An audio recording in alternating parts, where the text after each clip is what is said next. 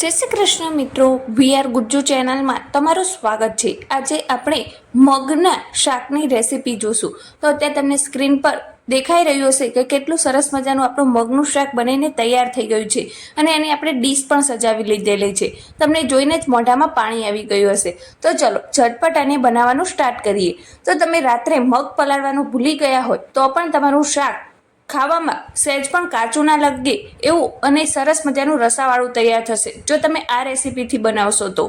સૌથી પહેલાં આપણે મગને કુકરમાં બાફી લીધેલા છે અને 3 થી 4 વિસલ કરી લીધેલી છે। અને જ્યારે મગ બાફ્યા ત્યારે આપણે 1 ચમચી જેટલું મીઠું ઉમેર્યું હતું અને તમે જોઈ શકો છો અત્યારે સ્ક્રીન પર કે આપણા મગ સરસ મજાના બફાઈ ગયા છે અને સાથે જ એનો ગ્રીન કલર પણ જળવાઈ રહ્યો છે અને સાથે જ એનું પાણી જે બાફવાનું હતું એ પણ આપણે રહેવા દીધું છે, એને આપણે ઢોળી નથી દેવાનું।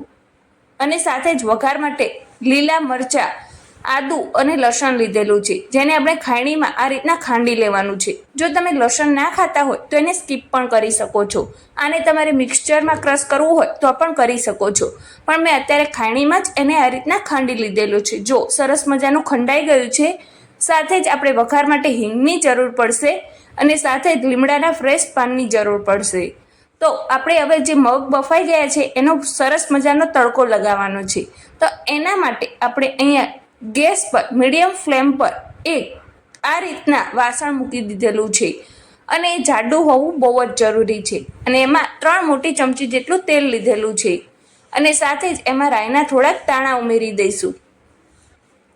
અને આપણી જો રાઈ આ રીતના તતડી જાય ત્યારબાદ એમાં જીરું ઉમેરીશું અને જીરાને પણ સારી રીતે આપણે સાતળી લઈશું। અને ત્યારબાદ આપણે જે મીઠા લીમડાના પાન અને હિંગ લીધેલી હતી એ આમાં એડ કરી દઈશું। ચૂટકી ભર જ હિંગ આપણે એડ કરવાની છે। સાથે જ આપણે જે ખાંડીને લસણ, આદુ અને મરચાં રાખ્યા હતા તે આમાં ઉમેરી દઈશું એની પેસ્ટ। તેની જ સાથે આપણે હળદર પાવડર ઉમેરી દઈશું 1/2 ચમચી જેટલો। આ રીતના તેલમાં ઉમેરવાથી એની સહેજ પણ કચાશ લાગતી નથી આપણને ખાતી વખતે। જો એને આ રીતના તેલમાં હળદરને ઉમેરી દેવાની છે અને સારી રીતે મિક્સ કરી લેવાની છે તેલ સાથે। હવે આપણે જે મગ બાફીને રાખ્યા હતા એ આમાં ઉમેરી દઈશું। જો કેટલા સરસ મજાના આપણા મગ બફાઈ ગયા છે અને આપણે પાણી સહિત જ ઉમેરી દીધા છે। બાફવાનું પાણી જે હતું એ જ પાણી, એમાંથી આપણે સહેજ પણ કાઢ્યું નથી। તો જો આ રીતના પાણી સાથે ઉમેરી દીધા પછી બાકીના મસાલા કરીશું।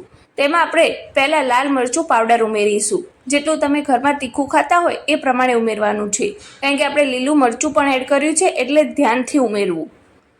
અને સાથે ધાણા જીરું પાવડર ઉમેર્યું છે, બંને મેં અડધી ચમચી જેટલું ઉમેરેલું છે। અને હવે સારી રીતે મિક્સ કરી લઈશું અને એને થોડીવાર આ રીતના ઉકળવા દઈશું। 2 મિનિટ ઉકળી જાય એટલે આપણે પછી એમાં ખાંડ ઉમેરી દઈશું। ખાંડ બિલકુલ ઓપ્શનલ છે, જો તમારે ઉમેરવી હોય તો ઉમેરી શકો છો અને સ્કીપ કરવી હોય તો પણ કરી શકો છો, પણ આમાં આનો ટેસ્ટ બહુ જ સરસ લાગે છે। અને તમે આને ટેસ્ટ કરીને તમે બીજું મીઠું પણ ઉમેરી શકો છો। અત્યારે મેં બાફવામાં ઉમેર્યું હતું એટલે આમાં નથી ઉમેર્યું, બાકી તમારે ઉમેરવું હોય, તમને ઓછું લાગે તો તમે જેટલું ઘરમાં ખાતા હોય એટલું ઉમેરી શકો છો। હવે આપણું સરસ મજાનું જો રસાવાળું શાક બનીને તૈયાર થઈ ગયું છે।